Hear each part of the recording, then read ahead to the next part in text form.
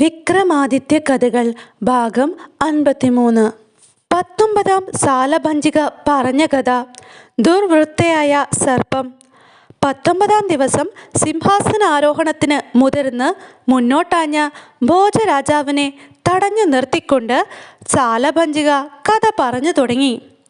ഉജ്ജയിനിയിലെ രാജകൊട്ടാരത്തിനോടനുബന്ധിച്ച് ഒരു താമരപ്പൊയ്കയും മലർവാടിയും ഉണ്ടായിരുന്നു. വിക്രമാദിത്യൻ ദിവസവും സന്ധ്യയ്ക്ക് അവിടെ ചെന്നിരുന്ന് കാറ്റുകൊള്ളുക പതിവായിരുന്നു. ഒരു ദിവസം വൈകുന്നേരം പതിവ് പോലെ വിക്രമാദിത്യൻ അവിടെ എത്തി.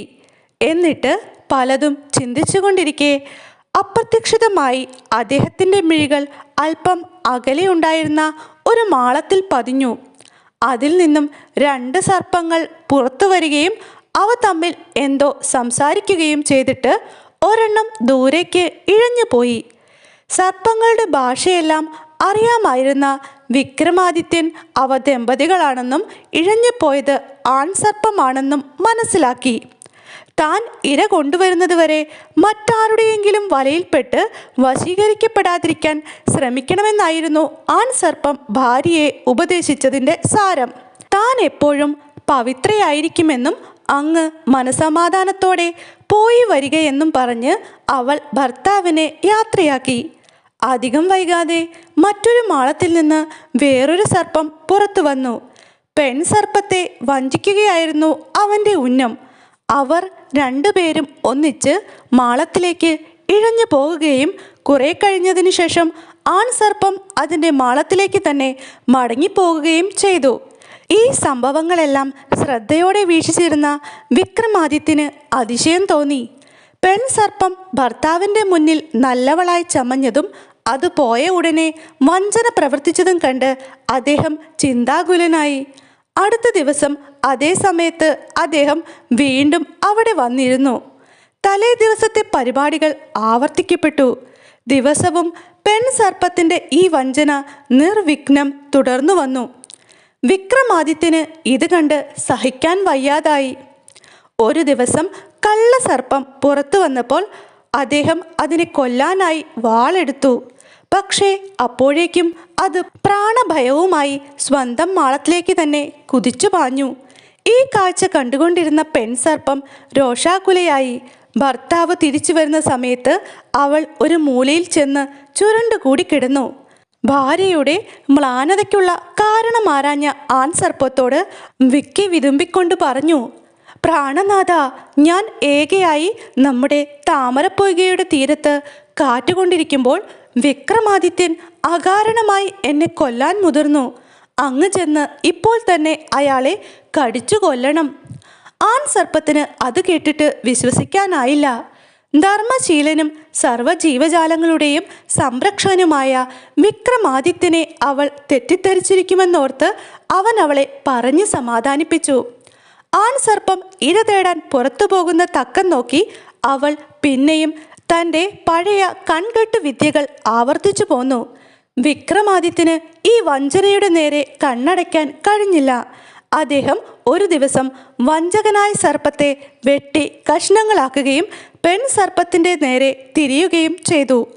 അവൾ ആപത്ത് കണ്ടറിഞ്ഞ് സ്വന്തം മാളത്തിലേക്ക് ക്ഷണത്തിൽ പാഞ്ഞതിനാൽ അദ്ദേഹത്തിന് അവളുടെ വാൽ ഖണ്ഡിക്കാൻ മാത്രമേ കഴിഞ്ഞുള്ളൂ. വാൽ മുറിഞ്ഞു പോയ പാമ്പ് ഭർത്താവ് വന്നപ്പോൾ സങ്കടം ബോധിപ്പിക്കുകയും തന്നെ ദ്രോഹിച്ച വിക്രമാദിത്യനെ കടിച്ചു കൊല്ലാൻ അപേക്ഷിക്കുകയും ചെയ്തു. ആൺസർപ്പം കോപിഷ്ഠനായി വിക്രമാദിത്യൻ്റെ പള്ളിയറയിൽ കടന്ന് ഒളിച്ചിരുന്നു. അദ്ദേഹത്തിന് ഇത് നേരത്തെ തന്നെ അറിയാമായിരുന്നതിനാൽ പാമ്പിനെ കേൾപ്പിക്കണമെന്ന ഉദ്ദേശത്തോടെ അന്ന് നടന്ന സംഭവങ്ങളെല്ലാം അദ്ദേഹം തൻ്റെ റാണിമാരോട് പറഞ്ഞു. അപ്പോഴാണ് ആൺസർപ്പത്തിന് കാര്യത്തിൻ്റെ സത്യാവസ്ഥ ഗ്രഹിക്കാനായത്. തൻ്റെ ഭാര്യ അനാശാസ്യമായി പ്രവർത്തിക്കുന്നത് കൊണ്ടാണ് വിക്രമാദിത്യൻ അവളെ കൊല്ലാൻ ശ്രമിച്ചതെന്ന് അതിന് മനസ്സിലായി. കൂടുതൽ വിവരങ്ങൾ അറിയാൻ പാമ്പ് പുറത്തു കടന്നു. തിരിഞ്ഞു നോക്കിയപ്പോൾ കഷണങ്ങളായി കിടക്കുന്ന മറ്റൊരു പാമ്പിൻ്റെ മൃതശരീരവും കണ്ടു. നീതിപ്രിയനായ വിക്രമാദിത്യനെ തെറ്റിദ്ധരിച്ചതിൽ പശ്ചാത്താപിച്ചുകൊണ്ട് അത് സ്വന്തം മാളത്തിലേക്ക് ചെന്ന് അടക്കാനാവാത്ത രോഷത്തോടെ ഭാര്യയെ കടിച്ചു കൊന്നു. വഞ്ചകിയായ ഭാര്യയുടെ കഥ കഴിച്ച വിവരമറിയിക്കാൻ അത് അപ്പോൾ തന്നെ വിക്രമാദിത്യൻ്റെ പള്ളിയറയിലേക്ക് ചെന്നു. തൻ്റെ മഞ്ചത്തിൻ്റെ മുകളിലൂടെ സർപ്പം ഇഴഞ്ഞു വരുന്നത് കണ്ടപ്പോൾ രാജാവ് വാളെടുത്തു. എന്നാൽ പെട്ടെന്ന് സർപ്പം വിക്രമാദിത്യനോട് മാപ്പ് ചോദിക്കുകയും നടന്ന കഥകളെല്ലാം പറഞ്ഞ് പിരിഞ്ഞു പോവുകയും ചെയ്തു. സാലഭഞ്ജിക കഥ നിർത്തി. പിന്നെ ഭോജരാജനോട് പറഞ്ഞു, ഹേ ഭോജരാജാവേ, മനുഷ്യരെയും ദേവവർഗത്തെയും മാത്രമല്ല പക്ഷിമൃഗാദികളെ കൂടി ധർമ്മമാർഗത്തിലൂടെ ഭരിച്ചിരുന്ന വിക്രമാദിത്യൻ്റെ സിംഹാസനത്തിൽ കയറാൻ അങ്ങ് അശേഷം യോഗ്യനല്ല. സാലഭഞ്ജിക കഥ അവസാനിപ്പിച്ചപ്പോൾ സമയം വളരെയധികം വൈകിപ്പോയതിനാൽ ബാക്കി പരിപാടികൾ അടുത്ത ദിവസത്തേക്ക് മാറ്റിവെച്ചുകൊണ്ട് രാജാവും മന്ത്രിയും സദസ്സ് പിരിച്ചുവിട്ടു. 20-ാം സാലഭഞ്ജിക പറഞ്ഞ കഥ. ജഗജാലൻ. വിക്രമാദിത്യ മഹാരാജാവ് ഉജ്ജയിനിയിൽ ക്ഷേമത്തോടെ ഭരണം നടത്തിക്കൊണ്ടിരിക്കെ ഒരു ദിവസം ഒരു യുവാവ് അദ്ദേഹത്തെ കാണാൻ വന്നു. ജഗജാലൻ എന്ന പേരായ അയാൾ പ്രശസ്തനായ ജാലവിദ്യക്കാരനായിരുന്നു. മഹാരാജാവിൻ്റെ സമ്മതപ്രകാരം അയാൾ തൻ്റെ അഭ്യാസ പ്രകടനങ്ങൾ ആരംഭിച്ചു. ജഗജാലൻ്റെ ഭാര്യയും ആ സമയം അയാളുടെ കൂടെ ഉണ്ടായിരുന്നു. അവളെ രാജാവിൻ്റെ പക്കൽ ഏൽപ്പിച്ചിട്ട് അയാൾ ഒരു കയറിൽ കൂടി ആകാശത്തേക്ക് കയറിപ്പോയി. അയാളുടെ പിന്നാലെ എവിടെ നിന്നോ പ്രത്യക്ഷരായ 100 കണക്കിന് ഭടന്മാരും മുകളിലേക്ക് പോയി. അനന്തരം ആകാശത്ത് ഭയങ്കരമായ ഒരു യുദ്ധം നടന്നു. മുറിഞ്ഞുപോയ ശിരസ്സുകളും കൈകാലുകളും താഴെ വീണു. വാളുകൾ കൂട്ടിമുട്ടുന്നതിൻ്റെയും ശരങ്ങൾ ചീറിപ്പായുന്നതിൻ്റെയും ശബ്ദവും അതിനിടയിൽ മരിച്ചു വീഴുന്നവരുടെ ദാരുണ വിലാപവും കൊണ്ട് അവിടെ മഹായുദ്ധത്തിൻ്റെ പ്രതീതി ഉളവായി. ഒട്ടുനേരം കഴിഞ്ഞപ്പോൾ ജഗജാലനും മരിച്ച് താഴെ വീണു. അയാളുടെ ഭാര്യ ഇത് കണ്ട് നെഞ്ചത്തടിച്ച് വിലപിക്കാൻ തുടങ്ങി. ഭർത്താവ് മരിച്ചിട്ട് ഇനി താൻ ജീവിച്ചിരിക്കുകയില്ല എന്ന് പറഞ്ഞ് അവൾ ആത്മഹത്യ ചെയ്തു. കുറെ കഴിഞ്ഞ് ആകാശത്ത് നിന്ന് ഒരു കയറിൽ കൂടി ജഗജാലൻ താഴേക്കിറങ്ങി വരികയും വിക്രമാദിത്യനോട് തൻ്റെ ഭാര്യയെ മടക്കിത്തരാൻ ആവശ്യപ്പെടുകയും ചെയ്തു. അതും ജാലവിദ്യയിലെ ഒരിനമായിരുന്നുവെന്ന് രാജാവിന് അറിയാമായിരുന്നു. അദ്ദേഹം ഉടനെ മുമ്പ് കണ്ട സ്ത്രീയുടെ ഛായയിൽ 100 സ്ത്രീകളെ സ്വയം ജാലവിദ്യ പ്രയോഗിച്ച് സൃഷ്ടിക്കുകയും അതിൽ നിന്ന് ഭാര്യയെ തിരഞ്ഞു പിടിച്ചുകൊള്ളുവാൻ പറയുകയും ചെയ്തു. തൻ്റെ ജാലവിദ്യകളൊന്നും രാജാവിൻ്റെ മുമ്പിൽ വിലപ്പോകില്ലെന്ന് കണ്ടറിഞ്ഞ ജഗജാലൻ അദ്ദേഹത്തെ സാഷ്ടാംഗം നമസ്കരിക്കുകയും തോൽവി സമ്മതിക്കുകയും ചെയ്തു. 20-ാം പടിയിലെ സാലഭഞ്ജികയാണ് ഇക്കുറി ഭോജരാജാവിനെ തടഞ്ഞതും വിക്രമാദിത്യൻ്റെ മഹാചരിതം ആരംഭിച്ചതും.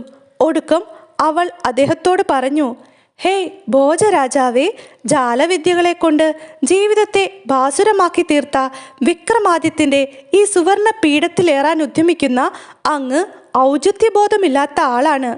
അസ്തമയ സൂര്യൻ പടിഞ്ഞാറൻ ചക്രവാള സീമയിൽ ചെഞ്ചായം പൂശിക്കഴിഞ്ഞിരുന്നു.